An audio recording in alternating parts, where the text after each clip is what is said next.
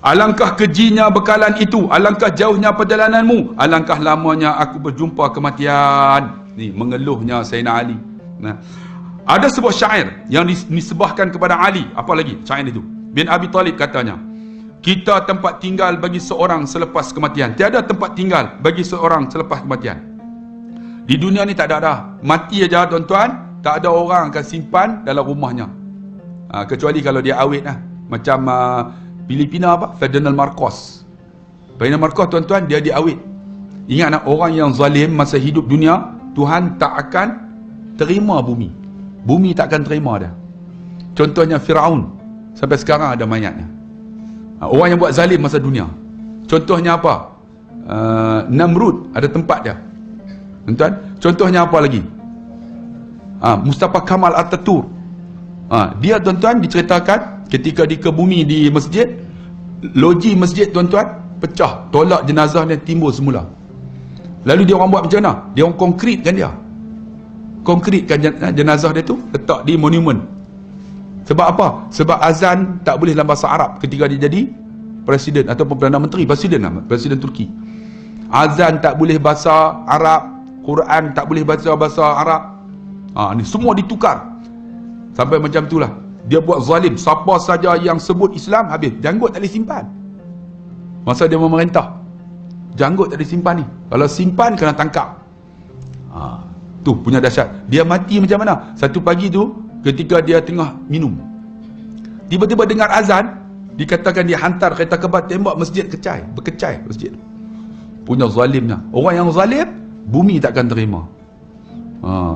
Satu lagi, orang yang menerima rasuah ataupun makan benda yang riba. Contohnya dulu kan orang panggil apa? Kalau istilah orang utara ni dia panggil padi kunca. Tuan pernah dengar padi kunca? Padi kunca ni, saya tak ada beras. Saya pergi jumpa pak cik ni, dia akan bagi saya satu kampit padi. Satu kampit lah, bagi padi lah. Jadi saya ambil padi tu, saya akan pergi proses apa semua, kilang, dapatlah satu kampit. Jadi nak bayar balik, saya kena bagi sekunca. Sekunca mana? Maksudnya satu kampit, saya kena bagi separuh lagi. Maksudnya 1/2. Setengah ni lah disebut padi kunca. Orang utara. Padi kunca itu haram tuan-tuan dimakan. Sama juga dengan riba. Orang yang makan benda tak elok ni tuan-tuan, jaga takut bumi tak terima. Ni tuan-tuan. Macam mana nak buat? Kita kena banyaklah taubat kepada Allah Subhanahu Wa Taala. Tiada tempat tinggal bagi seorang selepas mati. Dunia ni tak ada dah. Habis mati tak ada dah. Kecuali rumah yang telah dibina sebelum kematiannya. Kecuali rumah yang telah dibina sebelum kematiannya. Apa rumah yang dibina? Masjid. Masjid yang dibina itulah rumah kita. Sebelum kematian kita. Rumah yang kita tu bukan kita punya. Masjid yang kita bina. Jika dibangun dengan kebaikan, tentu rumahnya baik dan indah. Apa yang dibangunkan kebaikan? Benda yang baik lah. Contohnya dewan ni. Benda yang baik. Ada kuliah. Dia dapat pahala dia. Apa ada sumbangan yang tuan-tuan boleh bagi dekat sini? Ada tak? Ada tak? Yang tu saya punya. Yang ni sound saya punya. Jadilah. Ada tak? Ada tak? Ada tak tuan-tuan? Aircon siapa punya? Mikrofon siapa punya? Ada tak? Ada. Kalau ada jadilah. Kan? Tengok, oh yang ni saya punya. Ni. Jadilah. Kan? Tapi jangan hitunglah. Ada tu jam tu saya punya. Apa yang ada kat saya? Lampu tu saya punya. Kursi saya punya juga. Kalau adalah, jadilah bekal kita di akhirat esok. Itu kebaikan yang kita bina. Itulah. Tapi jika dibangun dengan jahat, maka rumahnya buruk dan kotor. Tapi kita buat benda yang tak elok, benda yang maksiat, Allah tuan-tuan ingat, yang tu tak ada guna untuk kita.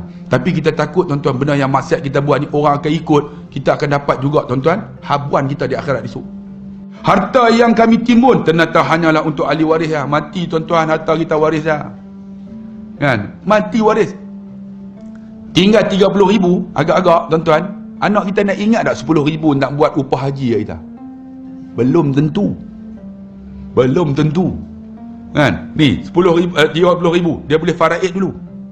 Sepatutnya macam mana nak faraid? Kan? 10,000 upah haji untuk ayah dulu. Kemudian yang ni untuk wakaf. Tapi kalau anak soleh lah, kalau tak soleh, dia 30,000, kita ada 6, bagi seorang 5,000. Nak buat upah haji, siapa rasa nak buat? Tak buat lah. Sebab tu kalau boleh kita anak yang soleh ni tolonglah, kalau abang lah, kita abang, kita paraid dulu. Yang ni upah haji ayah kita, tak buat haji. Ni upah haji dulu. Ayah kita buat sikit wakaf. Ni untuk ayah kita. Okey, yang ni kita faraid. Kalau anak yang soleh Kalau tak soleh tak ada, dia tak ingat. So harta yang kita tinggal tu tak ada apa pun untuk kita, untuk waris kita semua. Tuan-tuan disebut sini. Kita membangun istana hanya untuk hancurkan kerana mati, kerana kehancuran kerana mati. Beramallah untuk rumah hari esok yang dikawal malaikat Ridwan. Jika apa maksud dia? Syurga kita. Jirannya Muhammad dan pembina Allah Maha Penyayang.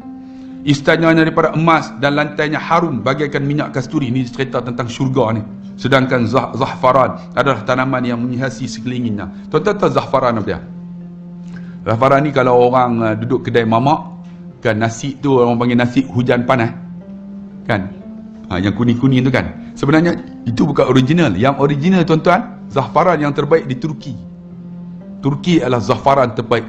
Harga dia sebesar botol minyak wangi tu hampir dekat-dekat 400. Itu letak sikit tu dia akan, dan bagus, sangat sesuai bila dimasukkan dalam air untuk minum. Dia akan ni lawaskan perut kita, zahfaran ni. Zahfaran itu menjadi taman-taman di syurga esok pokoknya.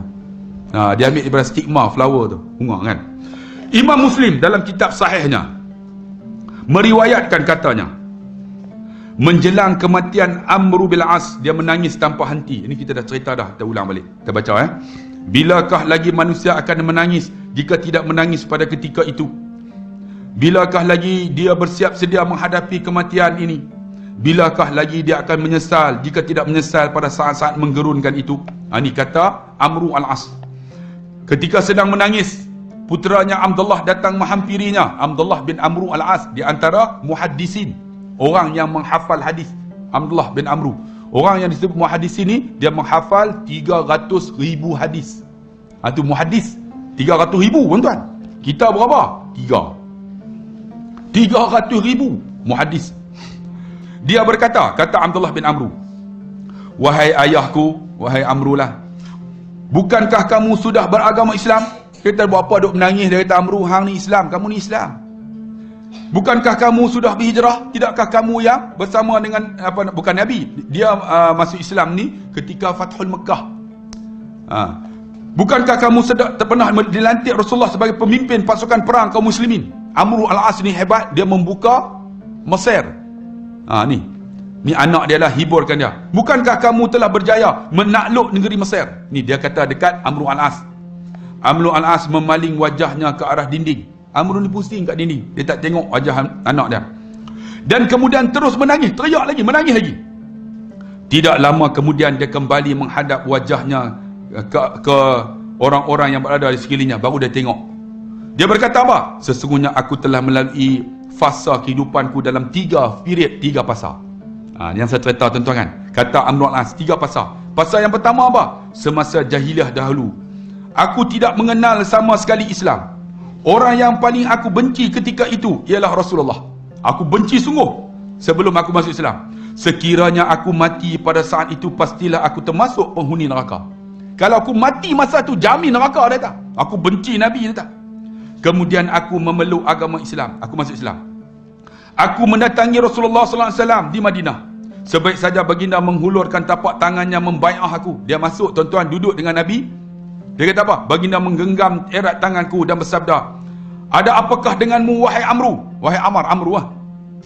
Aku menjawab, aku inginkan satu syarat. Kata Amr al-As. Rasulullah bersabda, apa syaratmu itu? Aku menjawab, syaratku adalah Allah bersedia mengampun dosa-dosaku, seluruh dosa-dosaku. Dia tanya, Allah ampun dah dosa-dosaku yang dulu. Kan? Baginda pun tersenyum. Tengok, itu namanya hikmah. Hikmahnya Nabi SAW. Baginda tersenyum sambil bersabda. Senyum Nabi tuan-tuan, bila dia senyum, lebih hebat daripada bulan purnama. Punya cantiknya. Nak cerita tak reti lah. Sehingga kan tuan-tuan, Sayyidina Ali pernah sebut, wajah yang paling indah kulihat ialah Nabi SAW. Tengok wajah tu tak pernah jemu. Kita tengok isteri kita, jangan tanya. Tengok suami kita lagi lah kan, dengan misai tak shape, dengan janggut bercabang, bangun pagi pakai kain pelekat. Baginda pun tersenyum sambil berkata, tidakkah kamu sudah tahu, wahai Amru, bahawa taubat menghapuskan dosa-dosa apa saja yang telah ada sebelum ini, dan Islam menutupi kesalahan apa saja yang pernah dilakukan sebelum ini. Itu hikmahnya Nabi. Dia kata dosa kamu masuk Islam, habis Tuhan ampun. Kalau kita macam mana? Amru ni ingat tak ketika peristiwa hijrah ke Habsyah, Amru hasut Ja'far At-Tayyar supaya Najasyi bunuh dahsyatnya daripada Mekah pergi Habsyah, naik kapal semata-mata nak suruh supaya puak-puak yang dibawa oleh Ja'far bin Abi Talib dibunuh oleh Najasyi. Hasut. Benci tak Nabi? Benci. Kalau saya lah nak masuk tak payah ni jamin neraka. Tapi dia kata apa? Kamu masuk Islam, Allah ampun dosa kamu yang lalu. Bila kata macam tu, Amru berkata, Amar, aku pun masuk Islam. Demi Allah, sejak itu orang yang paling aku cintai hanya Rasulullah. Tengok hikmahnya. Sebab tu tuan-tuan ingat dalam peristiwa Isra' Mi'raj, Nabi belah dada, Nabi masukkan 3 perkara. Pertama hikmah, yang kedua ilmu, yang ketiga iman. Hikmah ni bukan senang nak ada dekat manusia. Kita kadang-kadang tak hikmah dengan anak kita, kadang tak hikmah dengan isteri kita, suami kita, tuan-tuan. Tu masalah kita. Kan? Nabi ni hikmah dia menyebabkan orang ni sayang dekat dia, cinta kepada dia. Demi Allah, jika kalian meminta kepadaku sekarang untuk menceritakan sifat Rasulullah, nak cerita ni, kata, tentu aku tidak sanggup menggambarkan, memandangkan aku tidak sanggup bersemuka dengannya kerana rasa hormat dan wibawanya. Dia tak sanggup nak tengok wajah Nabi. Kerana apa? Kerana sayangnya. Sekiranya aku mati dalam keadaan seperti demikian, besar kemungkinan aku akan termasuk ahli syurga. Kalau aku mati masa tu, dia tak jamin syurga.